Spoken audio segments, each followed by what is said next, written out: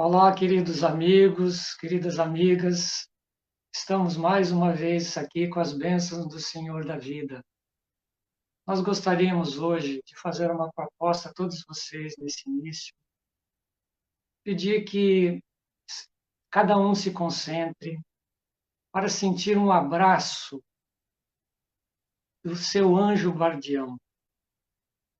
O anjo guardião, que é essa criatura que está conosco desde o início da nossa reencarnação, que muitas vezes nós acabamos nos esquecendo dele. É aquele que nos ajuda, é aquele que fica triste quando nós caímos, é aquele que fica feliz quando nós vencemos os nossos desafios. Então, a proposta neste momento é que sintamos esse abraço carinhoso desse nosso anjo da guarda e que também, juntos com outros amigos espirituais que chegam juntos nesse momento em que nós estamos nos preparando para os nossos trabalhos da noite.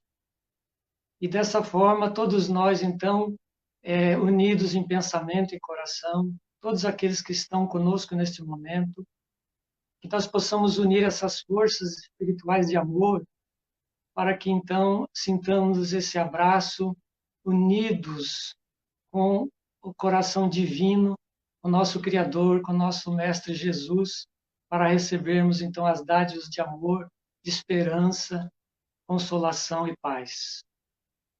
Então, vamos sentir com muita intensidade esse carinho fraterno desse nosso amigo espiritual, desse nosso anjo da guarda que está conosco, nós todos juntos, unidos, em nome de Deus e de Jesus.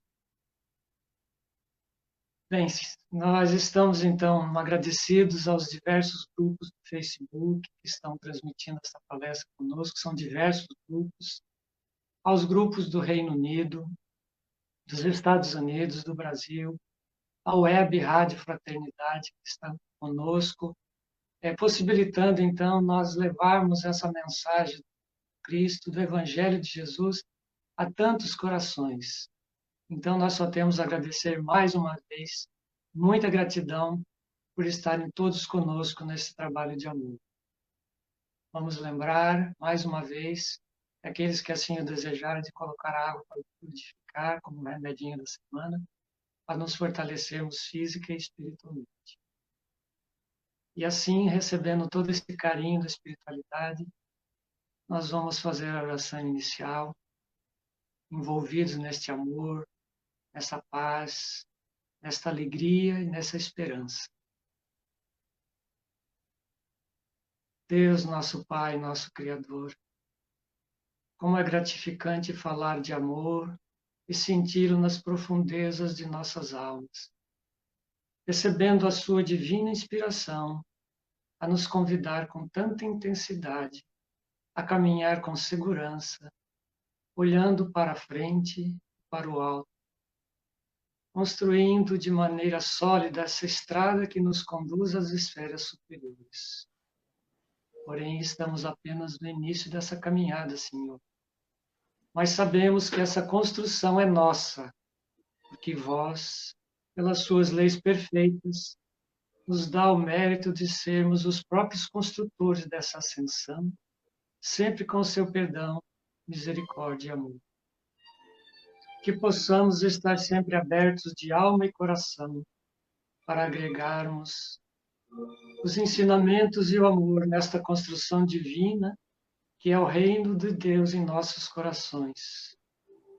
Como dizem os queridos amigos espirituais, sabedoria e amor são duas asas dos anjos que alcançaram o trono divino. Que Francisco de Assis, mentor de nossa casa, e sua equipe amorosa, continue nos orientando, lembrando ainda que comemora-se o dia de Francisco de Assis, dia 4, próximo domingo, e que nós, neste momento, com todo o nosso coração, prestamos uma homenagem de profunda gratidão a esse ser tão iluminado. Obrigado, querido amigo, querido irmão. Que assim seja.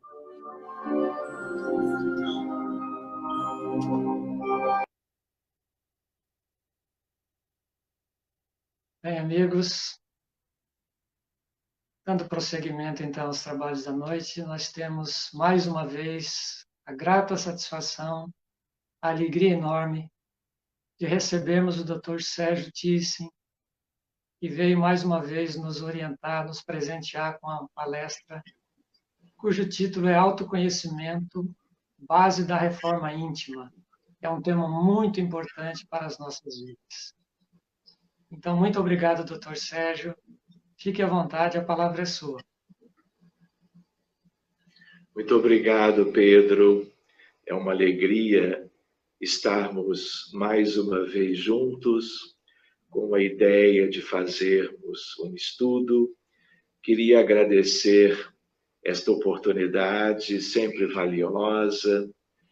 Queria, mais do que isto, enaltecer quando lhe vejo fazendo a oração, quando conhecendo alguma coisa do movimento espírita no Reino Unido. Eu queria comentar da minha alegria, do meu entusiasmo por vê-los, uma grande família, uma grande equipe, nos seus respectivos núcleos espiritistas, realizando este trabalho de divulgação do Espiritismo, do Consolador prometido, a bem da Inglaterra, do Reino Unido, a bem de toda a Europa, que tanto necessita das sementes do Evangelho de Jesus, tipicamente à luz da doutrina espírita. Eu gostaria de dizer, como que, resumindo, avante, Pedro, avante, amigos. É um trabalho de muito esforço, eu sei, de muita dedicação, mas as consequências, os frutos, já estão sendo e serão cada vez mais e muito bem colhidos para proveito de todo o país, de toda esta nação, que o mundo inteiro, como que também, por sua vez, agradece dentro de inúmeros cenários da história da humanidade. Como você falou, em termos da lembrança de uma das datas de comemoração de Francisco, não é? O 4 de outubro, eu, aproveitando, gostaria de lembrar que hoje, 2 de outubro, é a data de nascimento de Mahatma Gandhi, que, por sua vez, tem tanto a ver com a história da Índia e com a história da Inglaterra. Aproveito para lembrar também que amanhã, sendo um 3 de outubro, é a data de aniversário de Allan Kardec. De tal maneira, lembrando o seu nascimento, em 3 de outubro de 1804, enquanto que o de Gandhi, o 2 de outubro de 1869. E, por curiosidade, 1869 é a data da desencarnação de Allan Kardec. Então, é uma semana de muitas lembranças e, eu diria, né, em nome de nós todos, umas datas que nos levam ao sentimento de gratidão por tudo aquilo que estes 3 grandes espíritos deixaram como um legado de luz para a humanidade toda. Muito bem, nós vamos então, lembrando, meus amigos, o nosso tema, a ideia de autoconhecimento, base para a reforma íntima. Quando nós vamos estudando a doutrina espírita, nós vamos conhecendo melhor a realidade. Nós vamos tendo uma ideia de que mundo é este, uma noção de que o planeta Terra e a sua humanidade, ela é, na categoria dos mundos, aquela que é típica de um mundo de provas e expiações.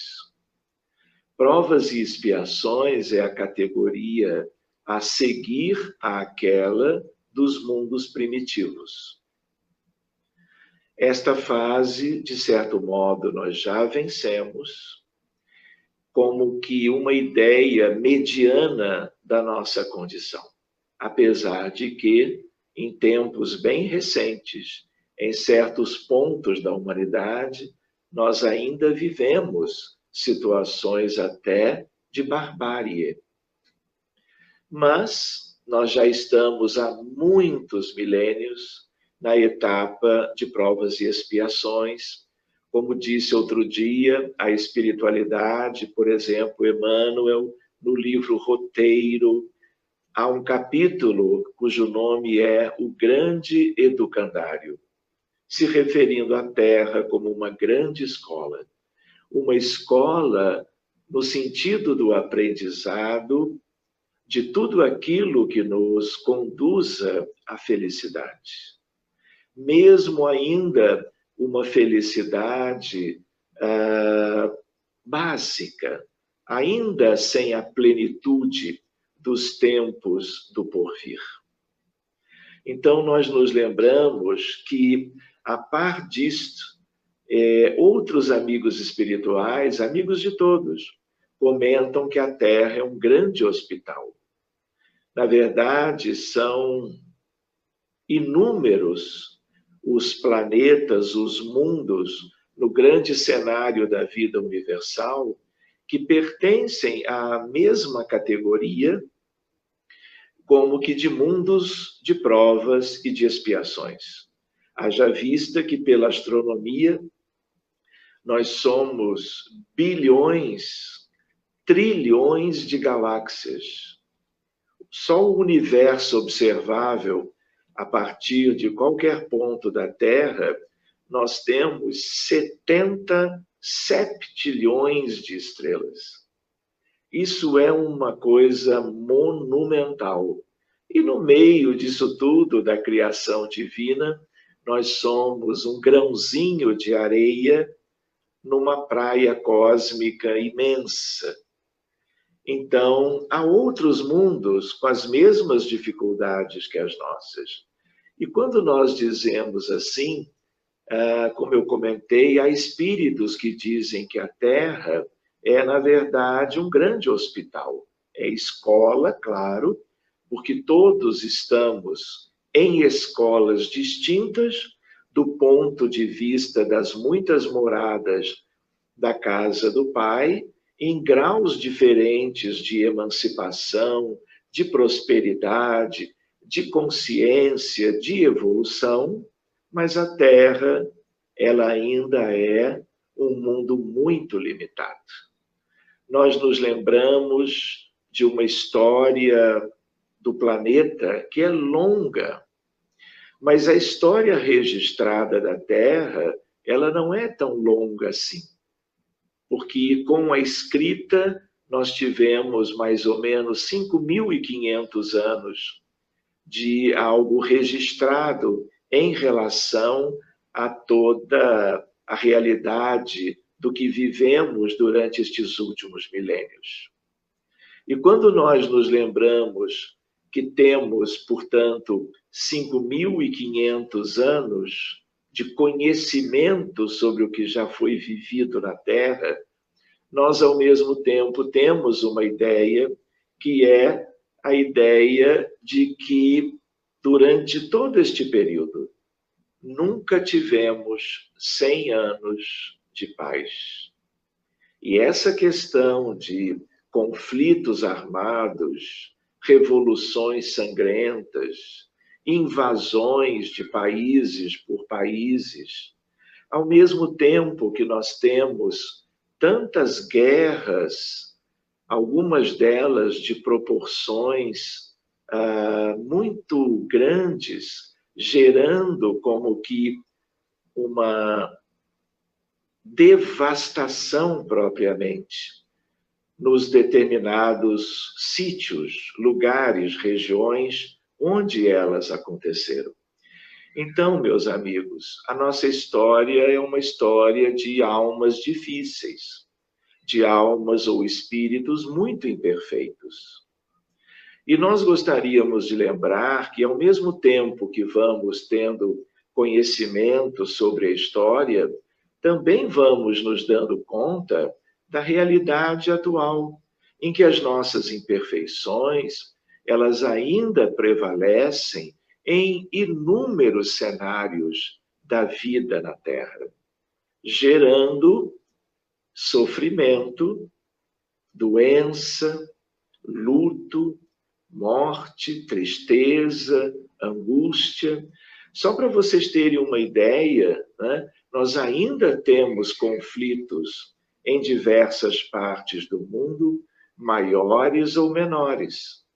Nós hoje temos um conflito já com mais de 200 mortos, muitos deles civis, numa determinada região, relativamente perto de vocês, longe do Brasil, que é o conflito entre a Armênia e o Azerbaijão. Eu mesmo tenho a minha filha mais velha, a Joana, psiquiatra em missão pela Cruz Vermelha Internacional, indo em busca daqueles que estão vivendo as consequências tristes de mais um conflito com tanques, mísseis, explosões e assim por diante. Então, na doutrina espírita, nós aprendemos sobre a realidade. Por outro lado, nós também aprendemos quem nós somos, as nossas origens e as nossas dificuldades. Vejam que coisa linda da providência divina, a espiritualidade no entorno do querido Allan Kardec, que, como eu lembrei, aniversaria amanhã, quanto à sua data de nascimento, o 3 de outubro, tanto quanto Francisco de Assis no domingo, dia 4, sendo a data da sua desencarnação. E hoje, a data do nascimento de Mahatma Gandhi. Então, voltando para a nossa questão, nós nos lembramos que esta visão que o mundo espiritual tinha nos tempos de Kardec fez com que ele e toda aquela equipe maravilhosa fizesse questão de vincular a doutrina espírita a Jesus de Nazaré, ao Messias prometido, ao divino pastor de todas as ovelhas, tanto quanto aquele que é o grande médico de toda a nossa humanidade. De tal forma que o livro, o Evangelho segundo o Espiritismo, é, vamos dizer, aquilo que vincula o Espiritismo a Jesus. E ali nós já temos inúmeros capítulos que vão tratando gradativamente do Sermão da Montanha, em que cada capítulo desta obra memorável vai nos dando elementos para a nossa reflexão em relação a quem nós somos. Mais do que isto, eles vão, como espíritos superiores, eles vão nos falando a respeito de tudo aquilo que nós necessitamos cumprir na Terra, para que nós alcancemos uma condição espiritual melhor. Nós costumamos lembrar, quanto ao Livro dos Espíritos e a hierarquia dos mundos, a ideia de que depois de se completar a etapa, e isto não é para o agora, de mundo de provas e expiações, vem aí um longo período de regeneração. É uma etapa que pode perdurar por dezenas de milênios. E a regeneração planetária, ela depende do esforço de cada um.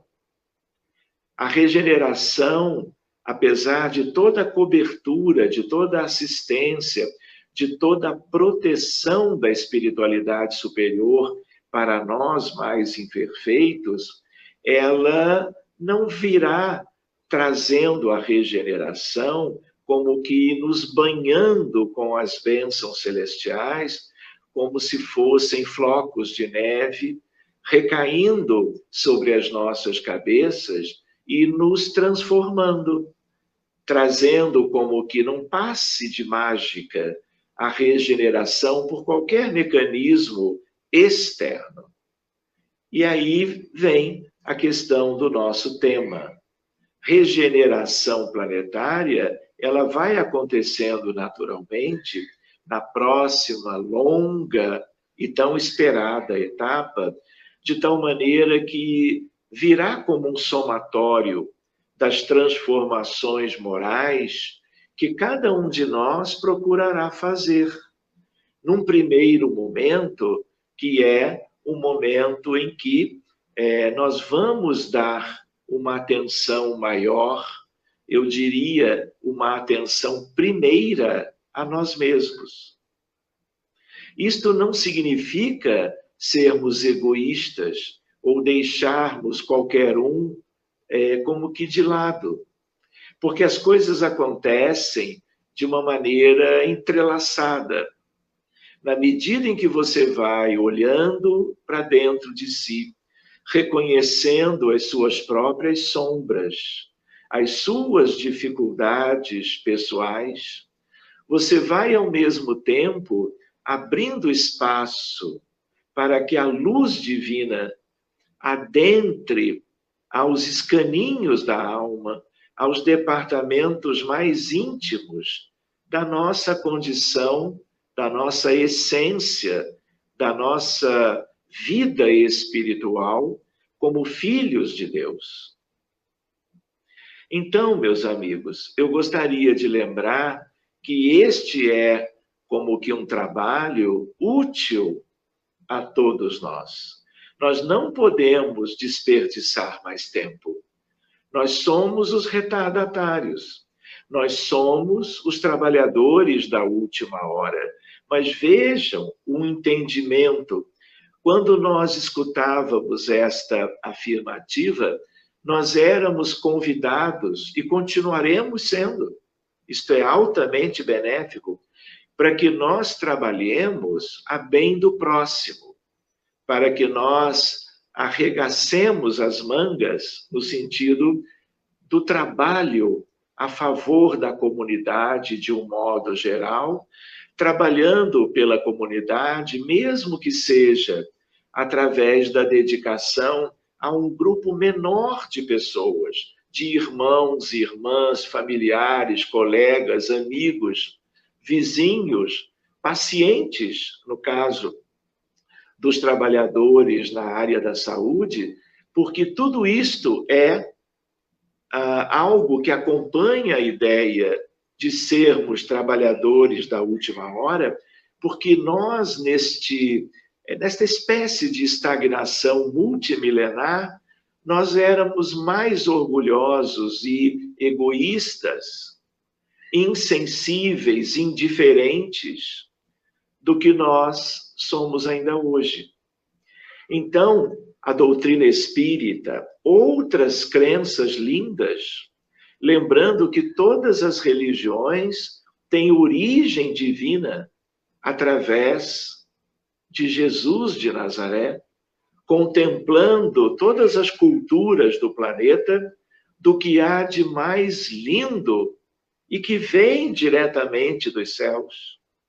Todas as religiões, absolutamente todas, as três grandes monoteístas e as outras, que são um punhado delas, todas pregam o amor.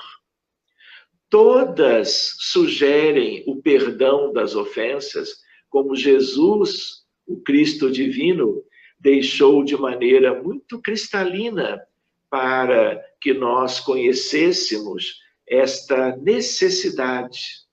O cultivo de algo que é uma virtude, a capacidade de perdoar, que nós ainda não tínhamos em nós.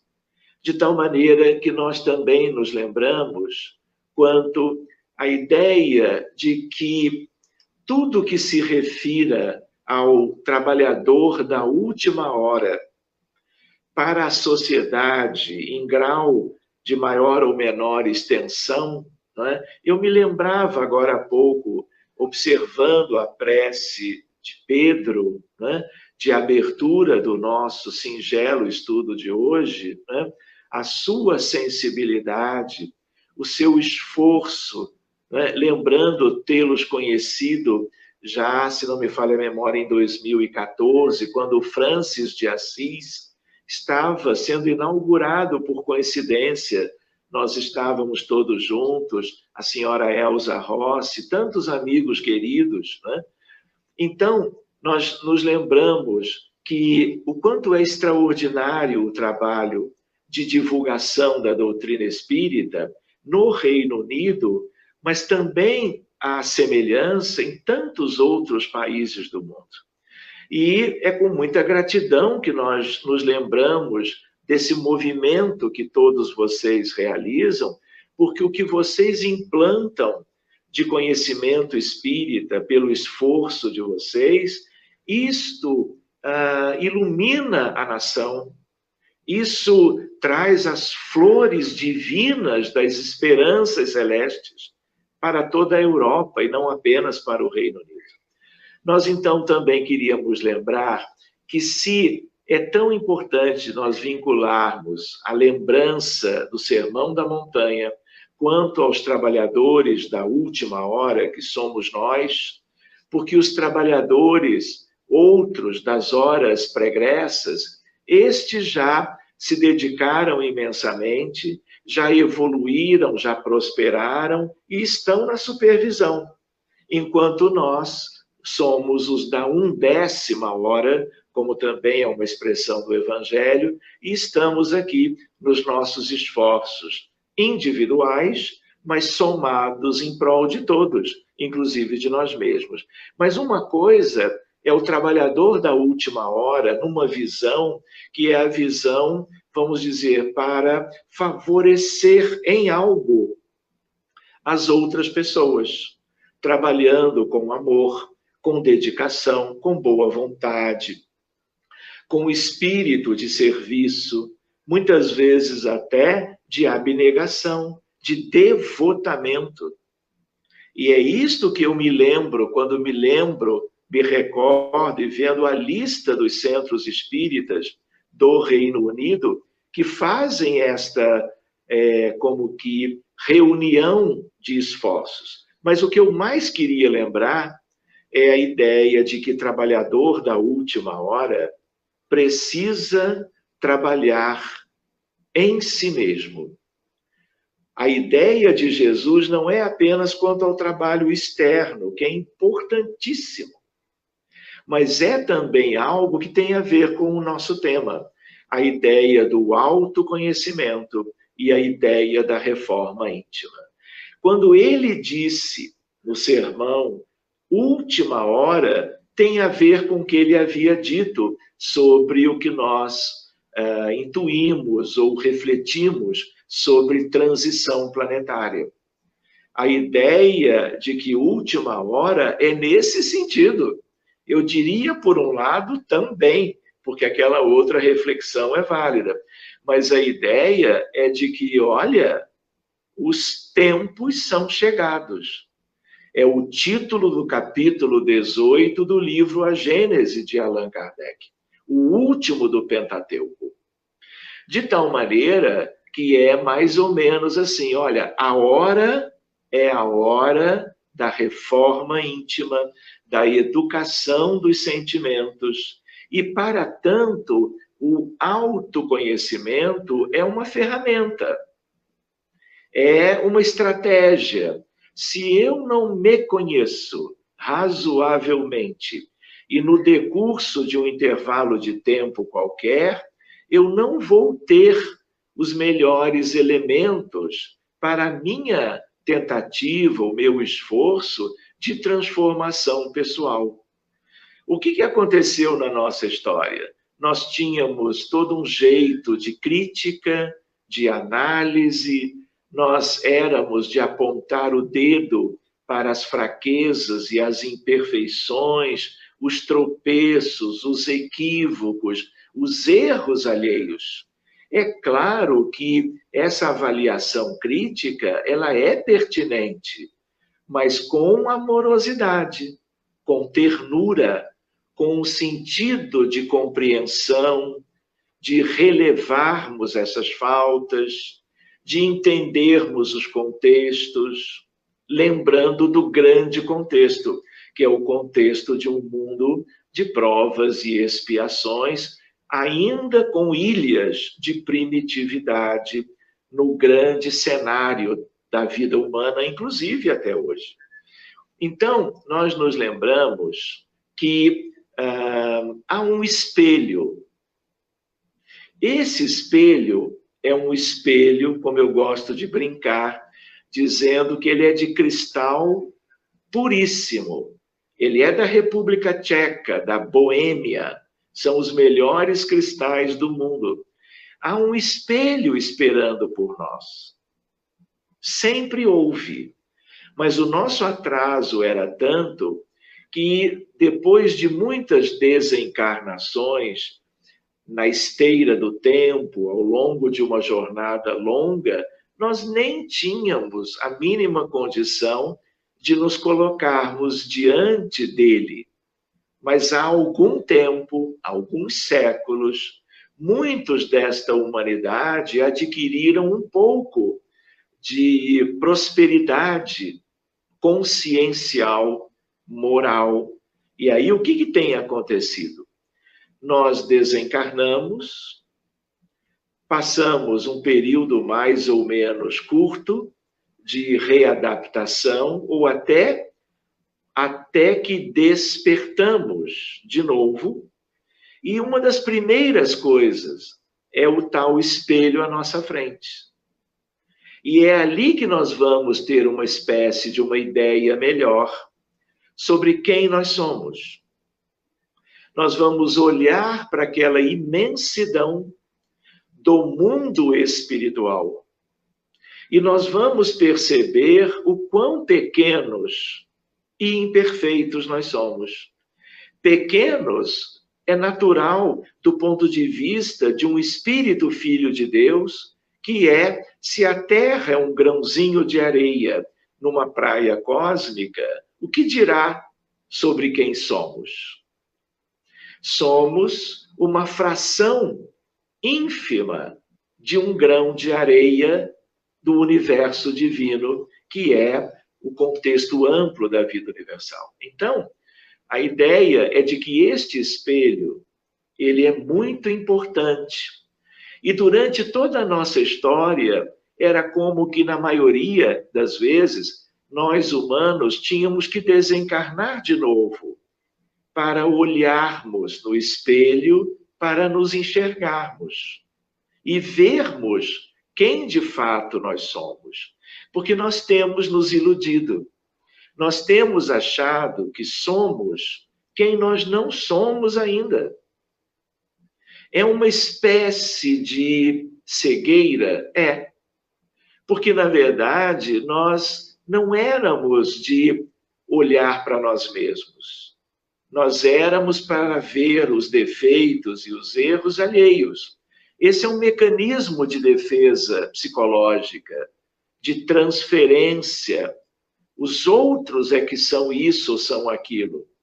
E nós tínhamos, e talvez ainda tenhamos, dificuldades de uma autoavaliação. Então, voltando para aquele ponto, vale a pena nós nos recordarmos que este espelho, ele é muito interessante, porque ele é de uma condição especular divina e você vai se ver como você é. Então, esse momento é um momento que pode ser de imensa alegria, por você constatar que os teus esforços, por exemplo, valeram a pena. Que você sofreu, mas você soube viver a experiência do sofrimento. Você não se tornou rebelde, você não se maculou, não é? Vivendo como uma espécie de uma revanche, situações análogas, envolvendo as mesmas pessoas que te magoaram ou outras. Então pode ser o momento mais lindo de todo um período da nossa história. Mas não tem sido assim.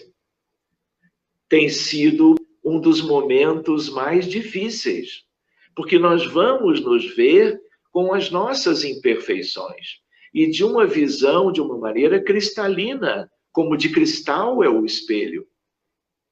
Então, nós nos lembramos que esta experiência, ela é muito proveitosa e ela marca a nossa consciência. Mas uma outra questão que é muito típica quando nós acordamos ao desencarnarmos em algum momento, mais cedo ou mais tarde após a desencarnação, é no sentido de nós, diante daquele grande todo, diante do reencontro nosso conosco mesmos, diante do espelho, e também quando nós vamos rever todos aqueles com quem, de alguma forma, nós estabelecemos vínculos de luz ou vínculos de sombra, nós vamos reviver as experiências. Nós vamos lembrar do quanto nós podíamos ter feito melhor e não fizemos. Quanto aos nossos amores, tudo isso é uma luz extraordinária que nos fará um bem imenso, como sempre fez, e fará também aqueles que amamos e que nos amam na mesma qualidade de amor. Amor, aliás, que foi o nosso tema da última vez, do último encontro. Mas, quando Jesus fala de trabalhadores da última hora, voltando, é a ideia do trabalho nos instantes derradeiros. Última hora é isto. Pode ser uma questão de 100, 200 anos, até mais. Mas nós não sabemos por quanto tempo mais teremos o direito de permanecer no orbe terreno. Lembrando que espíritos muito comprometidos de Sírios, uma estrela linda, binária, azul, alfa e beta de Sírios, havia um planeta. E este planeta, uma humanidade que estava vivendo algo como aqui e agora. E aqueles que não puderam ficar foram levados para a capela. Vamos dizer assim, aproveitando as coisas difíceis e as coisas boas de uma outra estrela, de uma outra constelação, que é Capela. Pois bem, aqueles que durante milênios não conseguiram aproveitar para seguirem, vamos dizer, o evangelho do Cristo planetário de Capela, cumprindo as suas obrigações, preenchendo as suas lacunas, foram como que trazidos para a Terra entre 40 e 100 mil anos atrás, não é? Então, o que acontece? Há nesse tipo de mundo, como Sírios, Capela, a Terra, esse princípio da solidariedade entre os mundos e entre as humanidades, idas e vindas. De tal maneira que última hora tem muito esse sentido, do tipo, olha, ou nós nos corrigimos nas nossas deficiências mais sérias, ou nós não vamos ter mais como que aquela condição, aquele nível, né, para seguirmos com aqueles que no mesmo sermão da montanha, o Divino Mestre Jesus diz, olha, os mansos herdarão a terra. E no pensamento de espíritos nobres hoje, né, nós somos uma humanidade, vimos com Emmanuel no livro Roteiro, capítulo grande do Candário, que somos 20 bilhões de humanos, um grande segmento terá que partir de uma maneira análoga como acontecera entre Sírios e Capela, Capela e a Terra.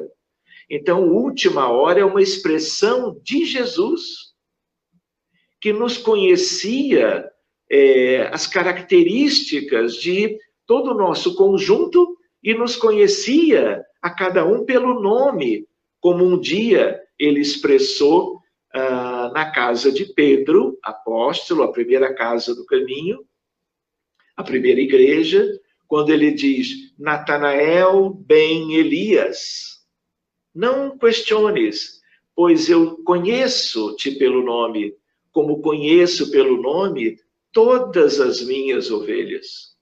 Isso é um espírito de uma natureza inavaliável ainda pela mente humana. Mas a ideia qual é? A ideia de que, conhecendo o rebanho inteiro, ele trabalhou de todos os modos e trabalha até hoje por nós. Então, quando ele diz última hora, é no sentido de há 2000 anos, nos dando 2 milênios de tempo, ainda trazendo o Consolador que ele havia prometido, a questão de 163 anos, que é o tempo da primeira edição de O Livro dos Espíritos. De tal maneira que o que fizemos durante esses 2 milênios?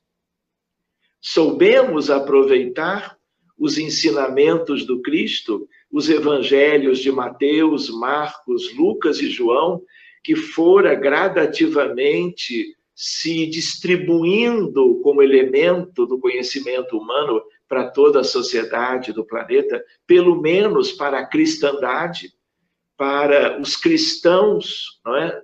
De toda a nossa realidade.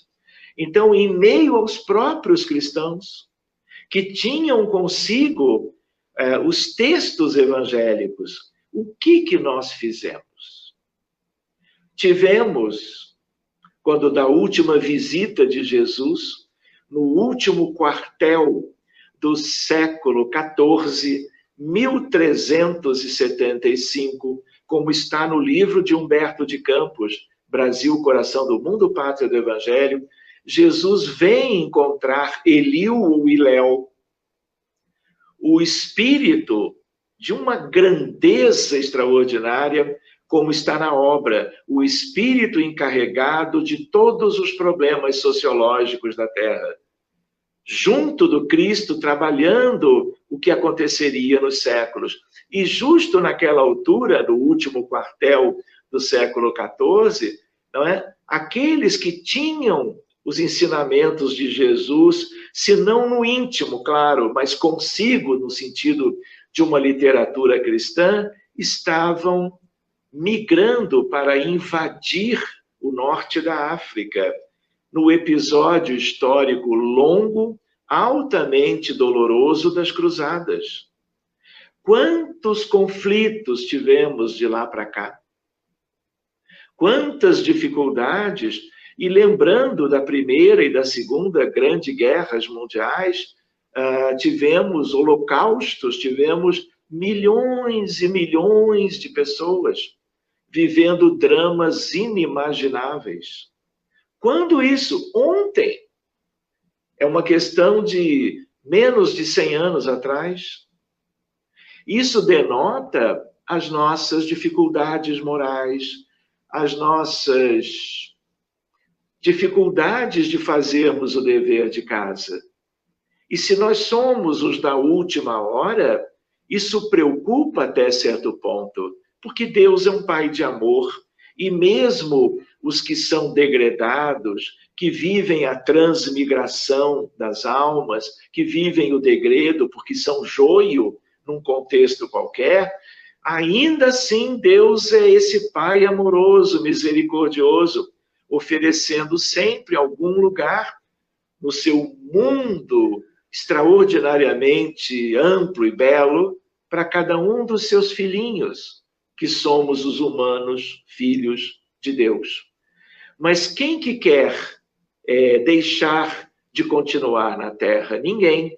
Mas quando lembrávamos dos bilhões que vivem aqui, há uma estimativa de alguns autores de que 1/3 terá que partir. Isso significa 7 bilhões, mais ou menos, de humanos, entre encarnados, desencarnados, independente de onde estiverem. E há uma ideia de que isto é para beneficiar a todos. Mas não seria muito melhor se nós prestássemos atenção nas advertências do Divino Mestre? E como, quando nós despertávamos no mundo espiritual e nos dávamos conta de quem de fato nós somos, e não de quem nós achávamos que éramos, tanto quanto do reencontro com os nossos afetos, amores e desafetos, tanto quanto nos dando ideia daquele panorama maravilhoso da vida universal, a sensação é do arrependimento. Porque agora, desvencilhados do corpo, o nosso alcance é muito maior. Porque quando encarnados, nós vivemos, queiramos ou não admitir, a prisão do corpo. Desencarnados, mesmo assim, dependendo do quão rude é ainda o perispírito de uns e outros, a nossa visão ainda é muito estreita. Mas para uma grande parte, ela é suficientemente clara para nós entendermos tudo isso. E aí o sentimento raiz desta ocasião, que é para todos, é a do arrependimento. E arrependimento tem a ver com a culpa. Arrependimento tem a ver com melancolia, depressão, tristeza, decepção com a nossa própria realidade diante de tudo que se descortina mais uma vez à nossa frente. E querem ver que curiosidade? Exatamente em função de todo esse cenário desapontador, de todas essas coisas como que vivendo após a morte, a espiritualidade em nome de Jesus, eles confabulando de uma maneira amorosíssima, envolvendo falanges angélicas com Jesus, organizaram séculos antes a preparação para que a França estivesse em condições para o renascimento de um espírito que havia sido Jan Hus, em Constança, na República Tcheca, pudesse então vir com a sua nova missão e vindo a ser Hippolyte Léon Denis Riveil, o nosso querido Allan Kardec, que aniversaria amanhã. Então, é em função de todo esse cenário de dor e de tristeza, no mundo espiritual, ao redor de toda a vida planetária, que os grandes espíritos disseram: a hora é agora. Vamos trazendo Joana d'Arc, Joana de França, para um determinado contexto histórico. Vamos ver depois o iluminismo francês com os enciclopedistas. Depois tivemos a questão da Revolução Francesa, algumas mudanças na monarquia, e depois, então, em 1804, renasce este espírito extraordinário que nos deixou o Consolador prometido. E com ele a ideia do Evangelho segundo o Espiritismo. O Espiritismo, na verdade, é Jesus de volta. O retorno do Cristo não é como ele estava conosco há 2000 anos, como podendo ser visto, podendo ser capaz de como que trabalhar de uma maneira tão nítida junto às multidões dos aflitos. Agora é de um outro modo, mas em função de quê? De tudo que se viu no sentido de culpa e arrependimento. Então, há uma frase de Jung que diz mais ou menos assim: se você olha para fora, você sonha. Gente, não é fora pela janela. Eu estou falando fora de você. Se você olha para a vida, para a realidade, para os outros, você sonha. E isso é lindo. Olhar para a realidade e sonhar. Mas sonhar em parâmetros de vida eterna, porque sonhos relacionados às questões mais das ambições materiais, das ilusões do mundo, nada serviram, nada servem para nós. Ao mesmo tempo, na mesma frase, Jung diz mais ou menos assim: aqueles que olham para dentro despertam. Se nós não despertarmos, nós vamos ter mais dificuldades para sabermos das nossas reais necessidades. Eu não me lembro se eu contei da última vez uma vivência minha mesma, né? Que eu me lembro agora, olhando para o relógio e já procurando encaminhar para finalizar este breve estudo. Eu estava na Federação Espírita Brasileira, meu pai, Francisco Thyssen, presidente da FEB, ainda encarnado. Estávamos no Grupo Ismael, na sede histórica da FEB, na Avenida Passos, número 30, no centro do Rio de Janeiro, nas reuniões do Grupo Ismael, todas as quintas, durante um século. Claro que eu não participei de todas elas, mas eu me lembro muito bem, não é? Quando nós estávamos vendo as mensagens psicografadas por vários médiuns da FEB, naquela sede no Rio, há uma mensagem de um espírito lindo que falava sobre o primeiro amor. E esse espírito feminino trabalhava a ideia, quando do título nós olhamos assim, o primeiro amor, cada um lembra de uma primeira namorada, um primeiro namorado e assim por diante, né? Mas não era isso. O primeiro amor que esse espírito de uma benfeitora dizia era no sentido de que, olha, você pode fazer tantas coisas como você tem feito em prol do seu próximo, você pode realizar como tens feito, filho. Tantas questões assim de muito valor para aqueles que convivem com você, seja no campo da ciência, da filosofia, do trabalho na atividade caritativa, em meio às questões do movimento espírita. Mas, filho, tudo isto é importantíssimo, mas eu te diria, cuida do teu primeiro amor. E aí ela termina, cuide de ti mesmo. E quando ela diz isso para um, para outro, para mim, né, como foi o caso, ela está trazendo uma palavra de alerta, não é? Olhar para fora, como Jung trouxe, e sonhar e tentar materializar os sonhos que envolvem o Evangelho e a caridade, tudo é lindo.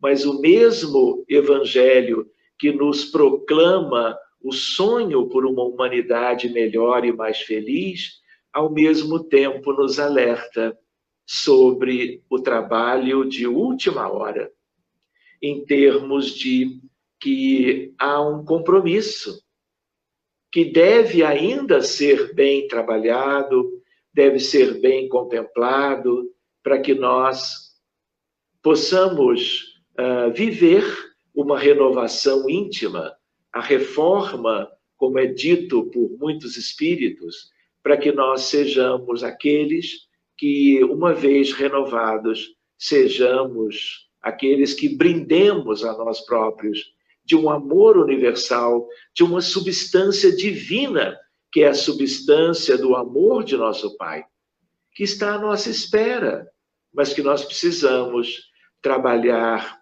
todos os impedimentos internos, chamados de vícios morais, o orgulho, a ambição, o egoísmo, tanto quanto a falta de elementos virtuosos, como a empatia, a compaixão, a solidariedade, a fraternidade, aquela que é a caridade desinteressada, e outra que eu gosto de chamar a rainha das virtudes, que se chama humildade. Muito bem, meus amigos. Eu gostaria de já agradecer a presença de vocês todos e levar de volta, oferecer ao nosso irmão Pedro a palavra, porque ele é o nosso condutor.